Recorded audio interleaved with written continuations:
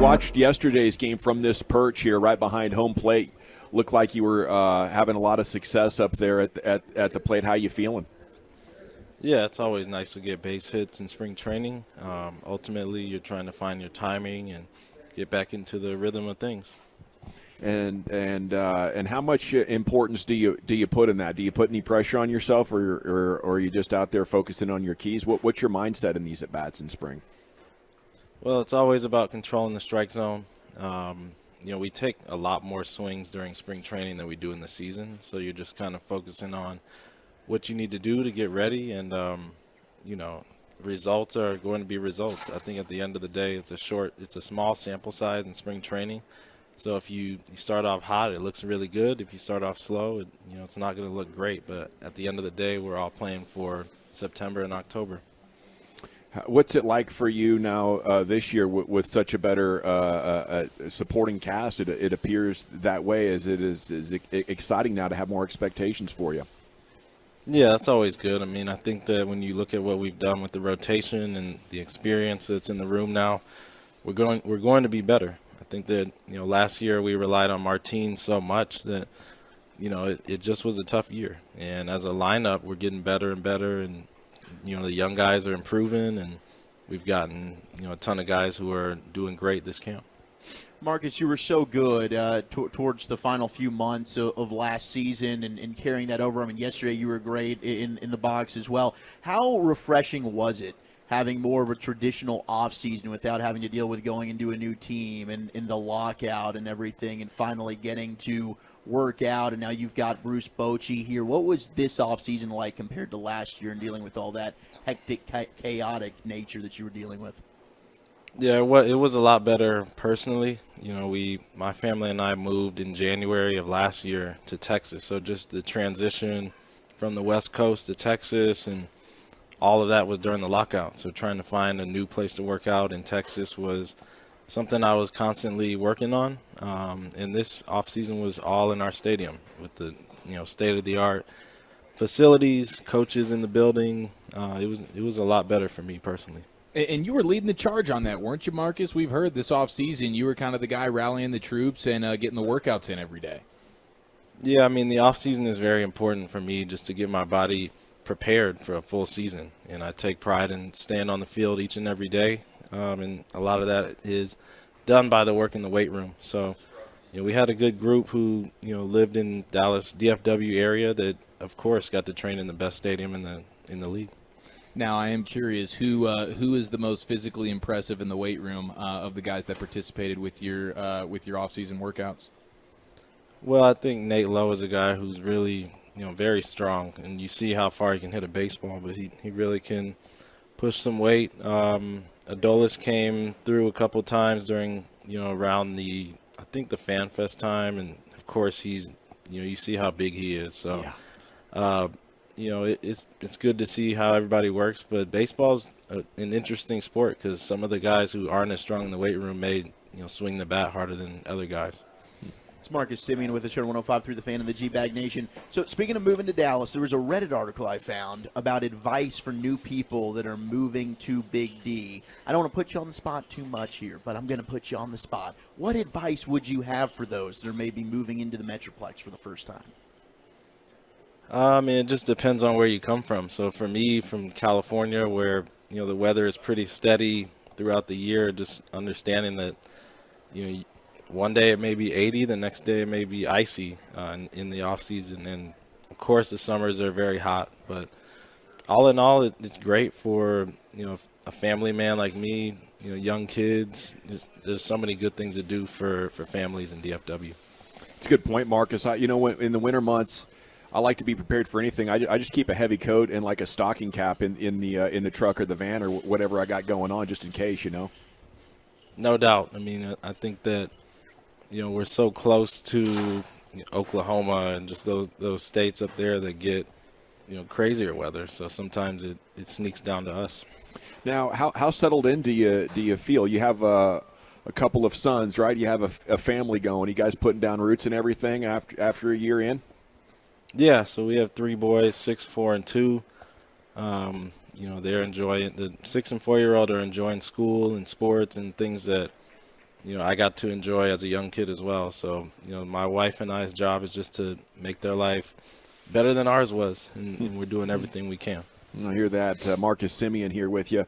What's it going to take to bring all this potential together and maximize what the front office has built for you guys?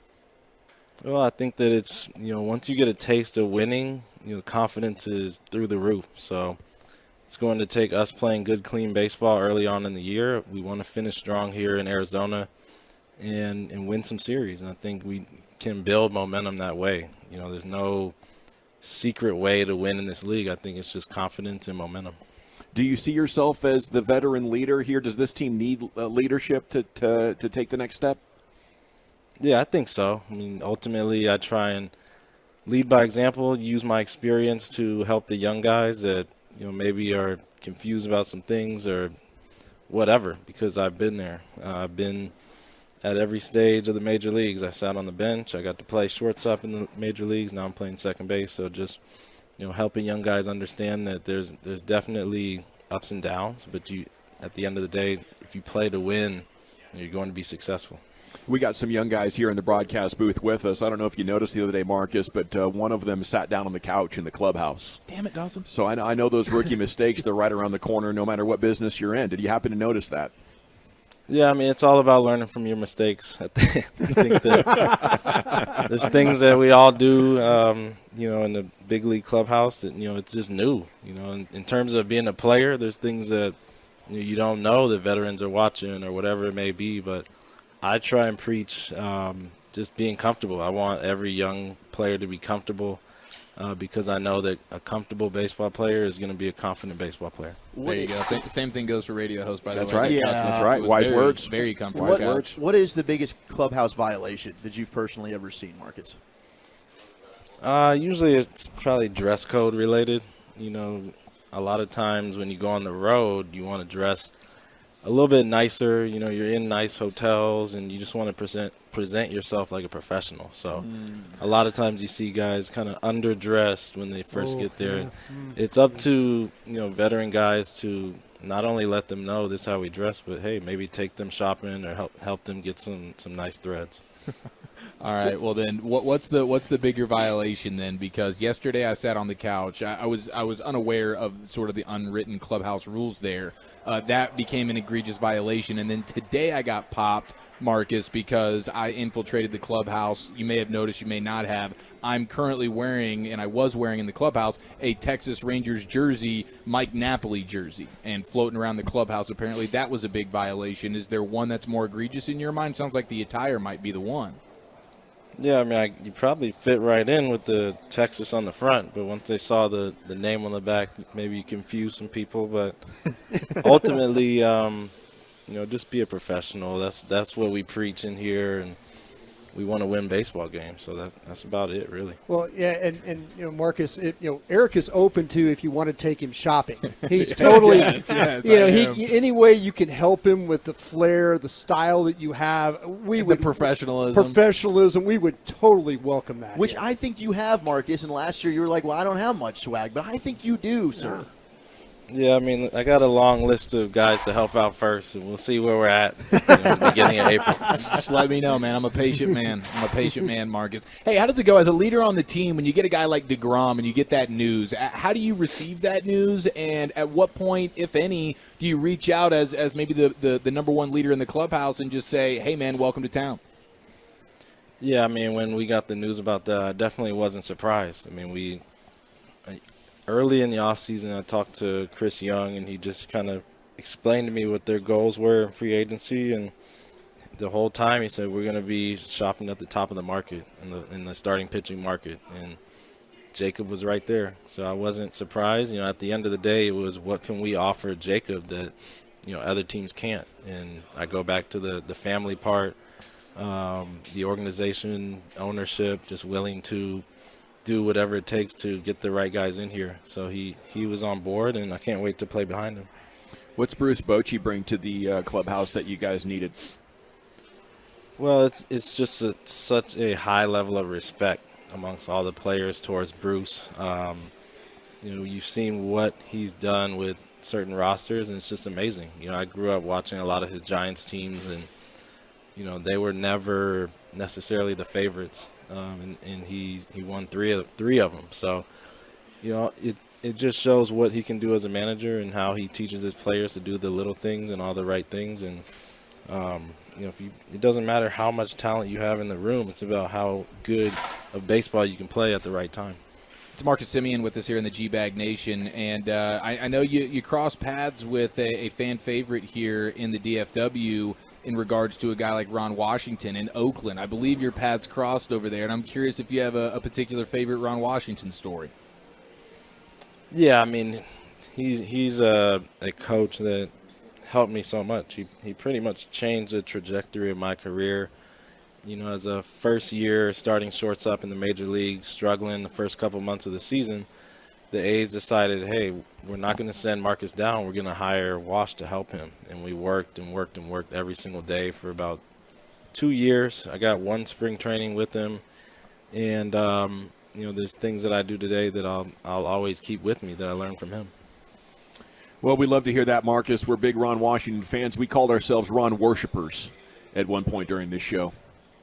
Yeah, I mean, I understand why. I mean, he's done the same thing with Atlanta too. Helping everybody get better, and he got that World Series ring. Not as a manager, but as an infield coach, and very well deserved. What's the pitch clock like as a hitter, Marcus? What has that been like stepping in with some of these new rules? Well, it just feels like everybody works quick now. You've always had pitchers who work quick, and you try and just kind of work to their pace, but now everybody is at that pace. So it's going to take, probably 25 to 30 more at-bats for me to just get used to it. But I'm a guy who doesn't really leave the box much. It'll just be an adjustment to get ready once we make the third out. If you're leading off the inning, you need to be ready and have your stuff ready to go. Well, before we let you boogie on out of here, our spring training coverage is sponsored by Sonic. Good. We were just wondering, as we're asking everybody that we have on, what is your go-to Sonic order? There's actually a Sonic right by my kid's school. I usually just go with like a chicken sandwich or something, not too heavy. But my kids definitely love that place and all the desserts and sweets that they have to offer. Yeah. I love the Senna snacks myself. Dominant. Absolutely dominant. Thank you, Marcus. It's been great catching up with you here. Congrats on all of your success, and we look forward to cheering you on this year. Give him hell. We'll be pulling for you. Okay. Thanks for having me.